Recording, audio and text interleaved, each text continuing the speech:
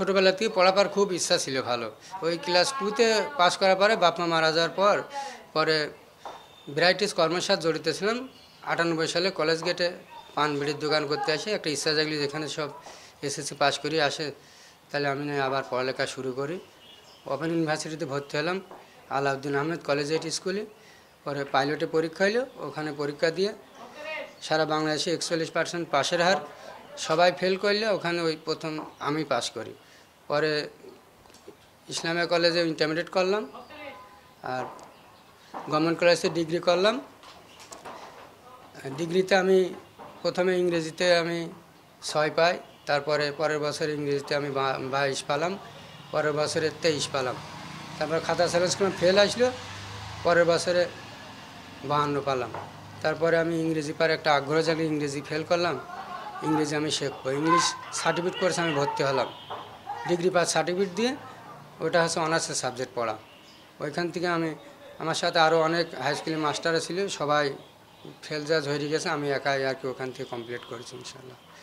এখন পড়ালেখা আমার কুষ্টিয়া ইউনিভার্সিটিতে ইংরেজিতে সেকেন্ড ইয়ারে।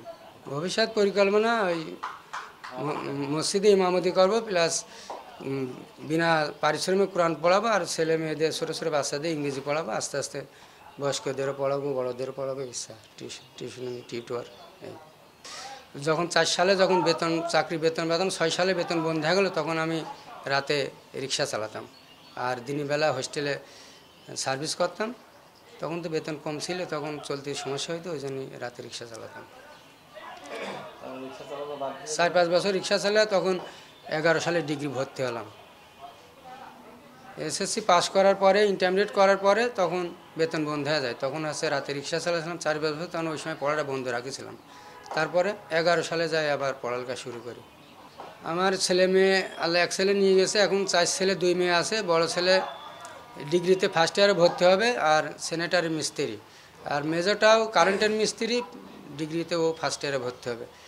আর মেয়েটা ওইটা হচ্ছে গতবার অ্যাডমিশন টেস্ট পরীক্ষা দিয়েছিল, ঢাকাতে ওয়েটিংয়ে ছিল, গুচ্ছই ওয়েটিংয়ে ছিল, কোনো জায়গায় হয়নি, এবার আবার ফের ট্রাই করবে ইনশাল্লাহ।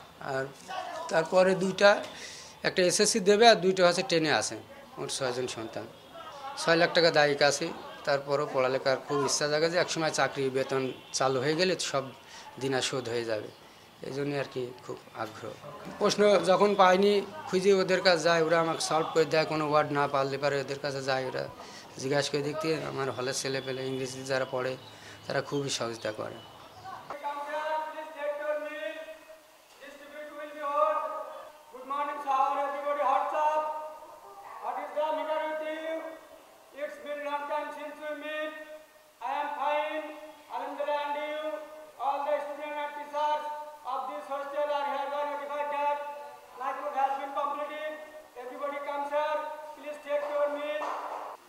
সরকারের কাছে তো চাওয়া থাকেই, কারণ অনেক দিনাদায়িক আছি, পড়ালেখা করতে ভার্সিটিতেও প্রচুর খরচ, আর দেখা যাচ্ছে অনেকের সহযোগিতা করার ইচ্ছা আছে, কিন্তু সহযোগিতা করার ইচ্ছা থাকেও সঠিকভাবে জায়গা পায় না সহযোগিতা করার।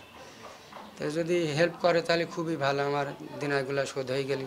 পরিবার থেকে বাধা আসে না, তা ওই ওয়াইফ বলে যে সবাই হচ্ছে চাকরি করে, পড়ালেখা করে, চাকরি করে, তারপরে ঘর বাড়ি করে, তারপরে বিয়ে থাকা করে, আর তুমি হচ্ছে আগে আগে আগে হচ্ছে বিয়ে থাকা, তারপরে চাকরি, তারপরে পড়ালেখা, সবই উল্টা।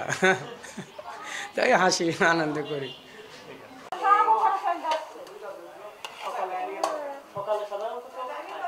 সকালে দুবার কোনো সময় খায় না।